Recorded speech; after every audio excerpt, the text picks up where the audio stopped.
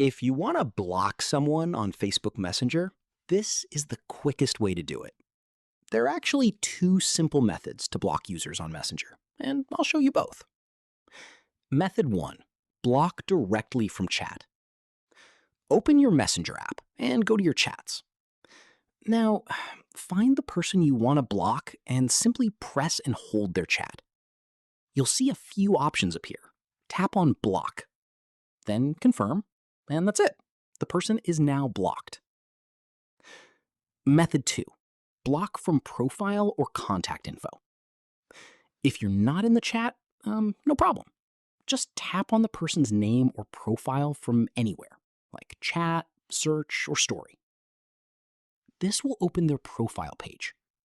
From here, tap the three dots in the top corner, or scroll down. You'll find the block option, tap on it, and confirm. And done.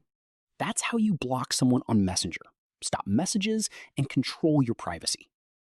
This works for blocking contacts, stopping unwanted messages, and managing Messenger privacy settings.